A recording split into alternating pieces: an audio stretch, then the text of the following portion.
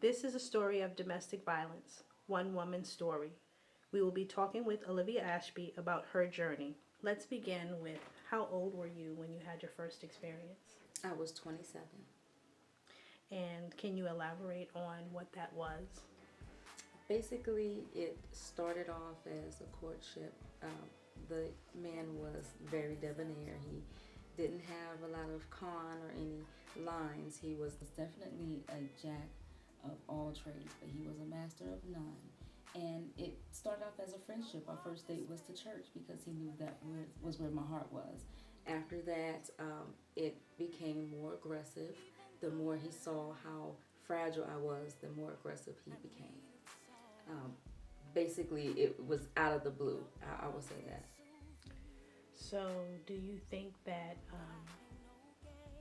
it was something he had a tendency for prior to you dating him, or was that something that was new? I believe this was a pattern of behavior that he has done before. It was too rehearsed, and the way he went about it, he was definitely manipulating.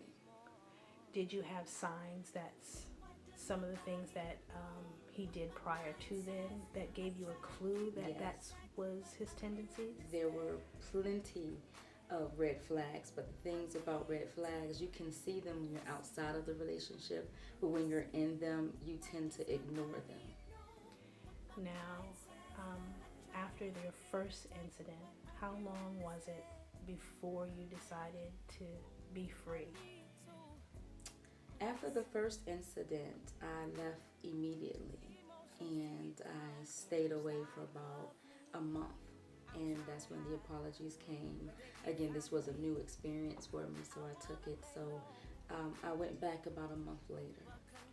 Now, his apologies, was it the same stories that we hear all the times? The baby, I won't ever do it again, or I'm gonna get help.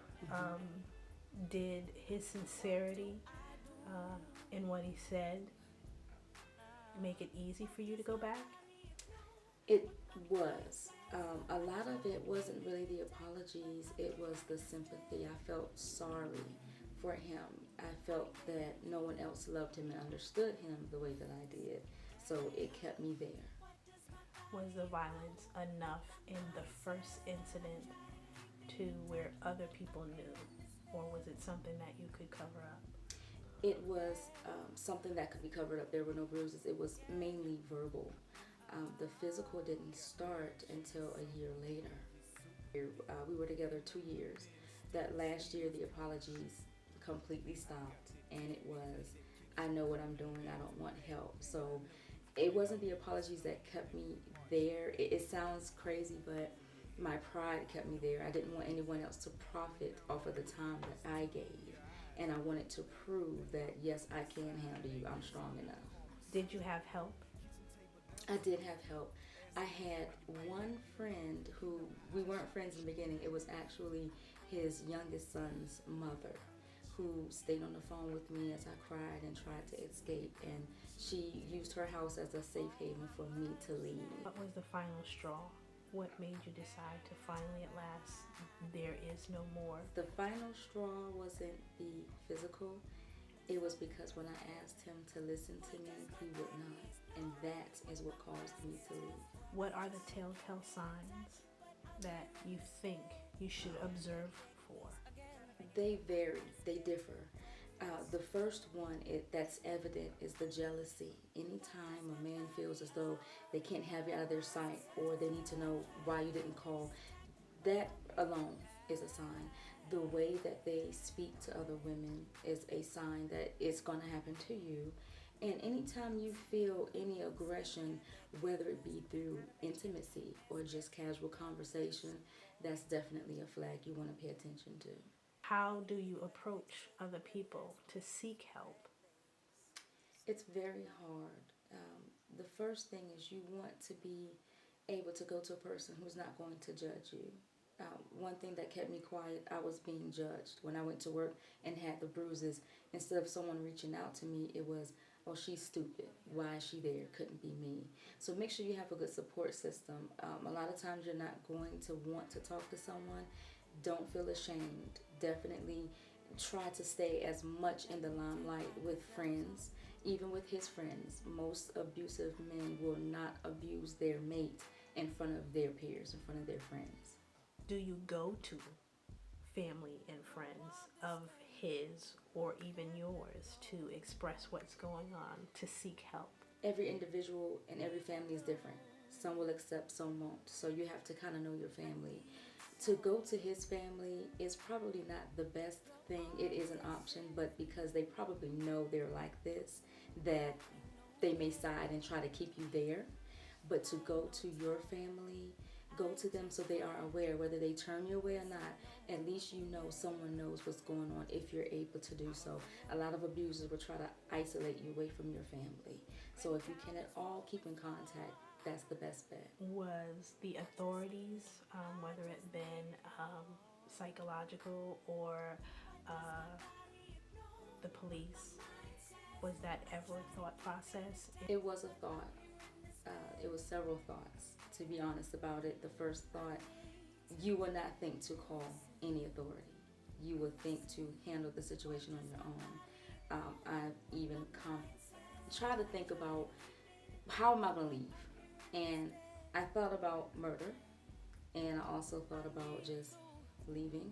I thought about just allowing myself to die, but I never did call the authorities for the reason of having young children. I didn't want them to see their father arrested, so that's what kept me from doing any of that. So, in hindsight, and with the thought process of young women and even young men who may be in that situation, whether they're the one being abused or whether they're children of abusers, um, the best avenue or the best thing to at least curb what happens to those children, what do you think you should do, or what would be the best route for them when children are involved? With children involved, it's again, it depends on the situation. If you're involved with a person with children and they are abusive to you and they're seeing this, in any situation, the best thing to do is to leave. The first time it happens, go. Don't think it's not going to happen again. If you have children by a person who's abusing those children, get them out of there. Alert the authorities. Don't wait. They will threaten. I will kill you if you do. Don't worry about that. The authorities are there to help you. Seek shelters and organizations that are skilled in handling these situations. The worst thing to do is to be quiet about it. Don't be silent. Now, I know you're an advocate. I know you have grown from your journey from beginning to end. What are some of the things you're involved with now um, that is helping other young women and young men of domestic violence? The biggest thing involved in is No More Fears slash Box Cutter Magazine, which caters to educating those who are not educated on abusive situations. We also help the law go into the homes to remove people from those situations. We do counseling. We are trained. We go through training every year how to handle calls.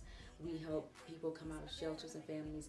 The main thing is educating them, giving them literature to read, to know what to look for so that they don't have to go through it again. We use our stories as testimony so that we're open books so others can feel free. We also help men. There are so many men who are afraid to speak out because they're men. We're advocates for them as well. One thing about it, we offer abusers to give their side of their story to redeem themselves as well. That's outstanding. Um, in the future, where do you see yourself? Honestly, I see myself in DC and I see a movement. That's what we're reaching towards. To be silent no more. Love is not a fist. And that's the movement that we're trying to create. So I can see that in the near future. Well, again, I do thank you for sharing your story, your Thank journey.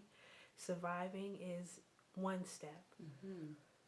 Reaching back and helping someone else survive is the biggest step. So Mm-hmm. I do thank you for giving me as much as you can so that we can give on to those who need it. You're Um, welcome.